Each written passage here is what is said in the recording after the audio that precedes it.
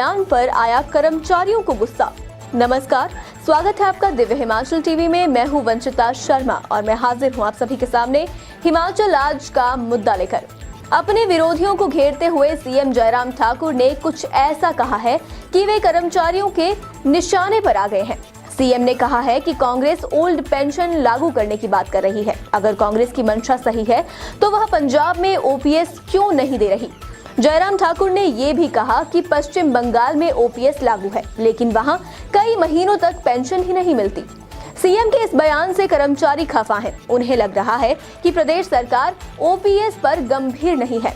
आखिर क्या है इस बयान के मायने? जवाब जानने के लिए आइए देखते हैं हम पहाड़ी का ये सेगमेंट राजेश शर्मा और जीवन ऋषि के साथ। तो ये जोर का झटका लगा है हिमाचल के कर्मचारियों को आज, और ये झटका किसी और ने नहीं, मुख्यमंत्री जयराम ठाकुर ने दिया है। क्या कहेंगे? जी बिल्कुल, जो ओल्ड पेंशन स्कीम की मांग कर रहे हैं 1 लाख के करीब कर्मचारी हैं सभा, तो उनको एक इस बयान से बहुत बड़ा धक्का पहुंचा है।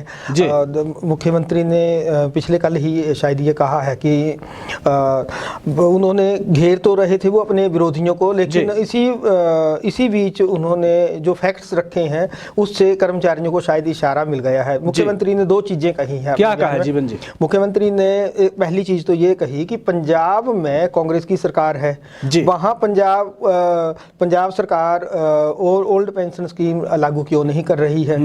दूसरा, उन्होंने वेस्ट बंगाल का जिक्र किया है जहां तृणमूल कांग्रेस की सरकार है, तो उन्होंने कहा कि वहां ओल्ड पेंशन स्कीम लागू तो है पश्चिम बंगाल में, लेकिन वहां कई महीने हो जाते हैं पेंशनरों को पेंशन ही नहीं मिलती है। और वहां जो हालात है ओल्ड पेंशन स्कीम को के बाद वो सामान्य नहीं है। तो उन्होंने एक तरह से जब उन्होंने ये 2 चीजें कही है पंजाब और वेस्ट बंगाल को लेकर, तो असली बात सब्जेक्ट तो ओल्ड पेंशन स्कीम था।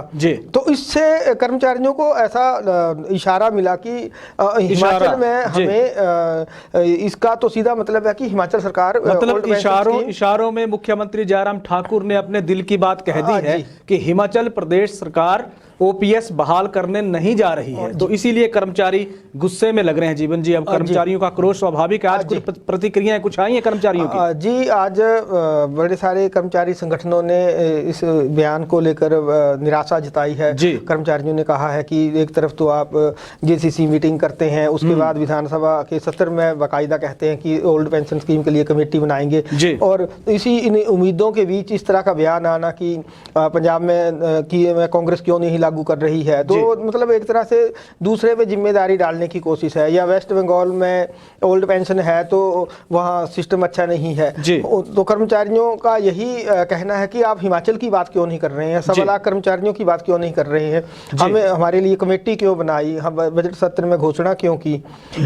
तो इस तरह का इस पे स्टिक कोई बयान उन्होंने जारी क्यों नहीं किया। जी बिल्कुल, इस पे एनपीएस के जो स्टेट प्रेसिडेंट है प्रदीप ठाकुर, उन्होंने सोशल मीडिया पर एक पोस्ट डाली है जीवन जी। उन्होंने कहा है कि उन्होंने जो लिखा है मैं उसको कोट कर रहा हूं, उन्होंने सीधे तौर पे लिखा है मुख्यमंत्री जयराम ठाकुर को कि हिमाचल के लोगों ने आपको चुना है, उन्होंने पंजाब या टीएमसी की सरकार को नहीं चुना है। तो जो उम्मीद आपसे लगाई जा रही थी वो इसलिए लगाई जा रही थी कि आप प्रदेश के मुख्यमंत्री हैं, लेकिन इस तरह का पंजाब को कोट करके आप बात को गोलमोल कह दे रहे हैं, शायद ये अच्छी बात नहीं है। सीधे तौर पर प्रदीप ठाकुर का यह कहना है। लेकिन बड़ा सवाल यहां यह है कि जब सरकार ने ओपीएस बहाल करनी ही नहीं है, तो तपोवन में विधानसभा के शीत सत्र के दौरान जब कर्मचारियों ने आंदोलन किया था, 35,000 कर्मचारी उस आंदोलन में पहुंचे थे। जब उन्होंने प्रदर्शन किया, उस प्रदर्शन के आगे सरकार एक तरह से झुकी। सरकार ने सीधे तौर पे ये अधिसूचना जारी कर दी कि हम ओपीएस की बहाली के लिए कमेटी का गठन करने जा रहे हैं। लेकिन इस तरह के बयान मुख्यमंत्री ने कल भी दिया था, और मुख्यमंत्री आज एक चैनल के साथ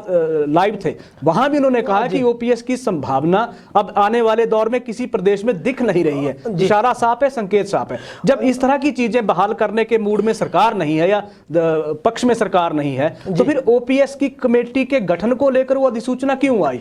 जी बिल्कुल, वो अधिसूचना क्यों आई, आपने बजट सत्र में पिछले विधानसभा सत्र में शीत सत्र में घोषणा क्यों की, ये कर्मचारी सवाल पूछ रहे हैं। और दूसरी जो इशारों की भाषा है, सियासत में तो चलती है, नेता लोग इसको समझ जाते हैं, लेकिन कर्मचारियों को बिल्कुल सीधी और स्पष्ट बात चाहिए। कर्मचारी कर्मचारी इशारों की भाषा को उस तरह से नहीं लेते हैं। उन्होंने उन कर्मचारी का जो रुख है अभी मुख्यमंत्री के बयान से वो बहुत ही कड़ा होने जा रहा है। पहले से ही ये ओल्ड पेंशन स्कीम को लेकर पूरे देश में आंदोलन चला है, हिमाचल भी इसमें मुखर है, लाखों कर्मचारी सरकार के खिलाफ हैं। तो अब ये गुस्सा जो धीरे धीरे चुनावी साल में और बढ़ता जाए क्योंकि राष्ट्रीय मुहिम है। ऐसा नहीं है कि हिमाचल से मांग, सिर्फ हिमाचल से मांग उठ रही है, ये राष्ट्रीय मुहिम आज के दौर की बन चुकी है। कर्मचारी भी आर पार की लड़ाई के मूड में जीवन जी, जिस तरह का उन्होंने भी चुनौती दे दी है एक तरह से सरकार को कि या तो हमारे लिए ओपीएस बहाल करिए वरना सभी के लिए एनपीएस लागू करिए। बिल्कुल ये तो सोशल मीडिया पे भी बड़े दिनों से मांग उठ रही है और कई सारे बेरोजगार संगठन भी आवाज उठाते हैं कि अगर ये नया सिस्टम एनपीएस इतना ही अच्छा है तो ये नेताओं पर भी लागू होना चाहिए और जो हमारे विधायक हैं, मंत्री हैं, इनको भी इसी दायरे में आना चाहिए, इन सभी को एनपीएस मिलनी चाहिए। तो ये बिल्कुल एक तरह की तथ्यात्मक मांग है और इसमें अगर सरकारें इसको लागू नहीं कर सकती हैं ओल्ड पेंशन स्कीम को, तो वो फिर एनपीएस सभी को एनपीएस के दायरे में ले जाए, अपने आप ही जो है माहौल गरमा रहा है वो ठंडा हो जाएगा। माहौल गरमा रहा है। लेकिन बड़ी बात यह है कि एनपीएस के तमाम कर्मचारियों ने सरकार के साथ सीधे तौर पे आर पार के मूड में इसलिए आ गए हैं कि उन्होंने एक धमकी सरकार को दे दी है। उन्होंने कहा है कि विधानसभा का जो बजट सत्र आएगा उस सत्र के दौरान विधानसभा का शिमला में घेराव किया जाएगा। शिमला में 1 लाख के करीब कर्मचारी पहुंचेंगे। एक चीज तो हो गई वो। दूसरा, एनपीएस कर्मचारी जितने भी कर्मचारी हैं वो विधायकों के घर घर जा रहे हैं। अनिल शर्मा से मुलाकात की है एनपीएस कर्मचारियों ने।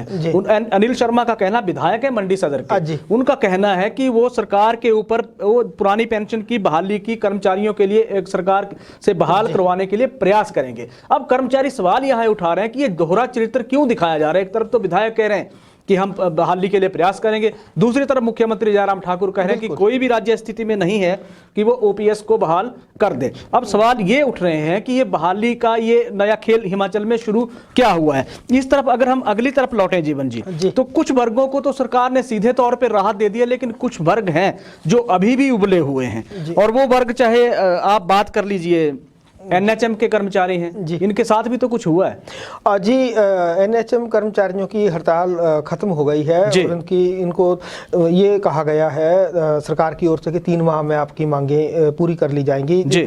और इसमें इनकी मुख्य मांगे यही थी कि इन्हें एचआर पॉलिसी में लाया जाए, न्यूनतम वेतनमान दिया जाए, रेगुलर पे स्केल दिया जाए। इस तरह की इनकी जेन्युइन जैसी मांगे थी जिनको सरकार ने पिछले कल एक तरह से आश्वासन दिया था, जिसके बाद ये कर्मचारी काम पर हैं जी।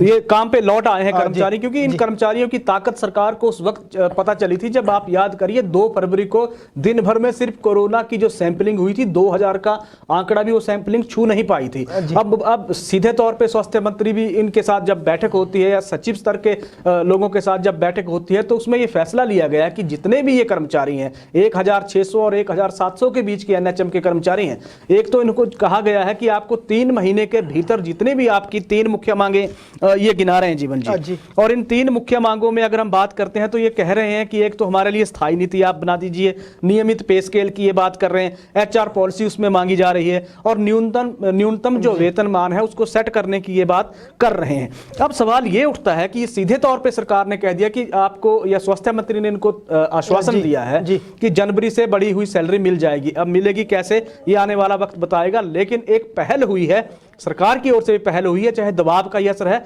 बात सकारात्मक एक तरह से खत्म हुई है। जीवन जी, एसएमसी शिक्षकों पे भी कुछ फैसला आया है जी। एसएमसी शिक्षकों को भी एक राहत मिली है, उनके लिए सरकार की ओर से कहा गया है कि अब वो रिप्लेस नहीं होंगे। दूसरी चीज ये कही गई है कि उन्हें हर साल एक्सटेंशन की जरूरत भी नहीं होगी। लेकिन इसमें भी सरकार ने एक चीज बिल्कुल स्पष्ट कह रखी है कि इस पर अंतिम फैसला जो है वो कैबिनेट की मीटिंग में होगा। कैबिनेट की मीटिंग में होगा जी। तो अभी उनकी निगाहें कैबिनेट की बैठक की तरफ है, कैबिनेट की मीटिंग की तरफ उनकी निगाहें हैं। लेकिन अभी जो हम पहले भी चर्चा कर रहे थे ओल्ड पेंशन स्कीम को लेकर, जो उसके लिए कमेटी बनाने की घोषणा हुई, उसके बाद लोग तो कर्मचारी तो ये उम्मीद कर रहे थे कि कब कमेटी के नामों की घोषणा हो, कमेटी एक सॉलिड कमेटी बने। और इसके बीच जब सरकारें बैक ट्रैक करती हैं तो इससे माहौल जो है वो खराब होता है। तो ये भरोसे की भी बात है, सरकार को भरोसा भी बनाया बनाए रखना है कर्मचारियों। भरोसा तो एनएचएम कर्मियों को भी सरकार ने कमेटी का दिया है, ये आने वाला वक्त बताएगा कि वो कमेटी करेगी क्या। बड़ी बात यह है जीवन जी की पे कमीशन के तीसरे विकल्प पर जल्द ही फैसला होने जा रहा है, और ये फैसला अभी तक इसलिए लटका है क्योंकि मुख्यमंत्री जयराम ठाकुर आप देखिए प्रदेश भर के दौरे पे हैं। सोमवार को संभवतः मुख्यमंत्री जयराम ठाकुर शिमला लौट आएंगे, उसके बाद वित्त विभाग के अधिकारियों के साथ चर्चा की जाएगी, और ये इसी हफ्ते होने जा रहा है क्योंकि 15 फरवरी से पहले पहले कर्मचारियों को भी नए पे स्केल के मार्फत ऑप्शन देनी है सरकार को। अब जैसे ही शिमला पहुंचेंगे इस पे फैसला हो जाएगा। अब तैयारियां वित्त विभाग की देख लेते हैं। वित्त विभाग ने पूरी तैयारियां कर रखी हैं, अब सिर्फ कैलकुलेशन की बात है जिसपे अंतिम मुहर लगनी है। तो कर्मचारियों जो राइडर के फेर में जो कर्मचारी फंसे हुए हैं उनके लिए थोड़ी सी ये राहत की खबर एक तरह से आ रही है। तो ये जी, और एक इसमें इनिशियल पे स्टार्ट का जो मसला जो फंसा हुआ जीवन जी, वो 2012 की जो गलतियां हैं या खामियां हैं वो 2022 में सामने आ रही हैं, इस पे अभी चर्चा होनी है, सहमति होनी है। बड़ी बात यह है कि हमारे बेरोजगार युवाओं के लिए भी कुछ राहत की बात यह है कि जल्द ही अब हिमाचल में 13,000 मल्टीटास्क जो वर्कर की भर्ती है उस पे फैसला होने जा रहा है और कैबिनेट इस पर फैसला लेने जा रही है। थोड़े दिनों पहले की हम बात कर लेते हैं, शिक्षा विभाग में 8,000 मल्टीटास्क वर्कर रखे जाएंगे, तो लोक निर्माण विभाग में 5,000 मल्टीटास्क वर्कर रखे जाने हैं। शिक्षा विभाग का सभी को पता है कि रूल 18 के तहत जो भर्तियां होनी थी वो लटक गई हैं, वो भर्तियां हो नहीं रही हैं। अब रूल 7 के तहत जो भर्तियां होंगी जिसमें एसडीएम की कमेटी अधिकृत है उस पर फैसला होने जा रहा है कैबिनेट की बैठक में। तो निगाहें सभी की उस तरफ लगी हैं जीवन जी। तो ये भी एक राहत की खबर हमारे उन साथियों के लिए है जो साथी नौकरी का लगातार इंतजार कर रहे हैं।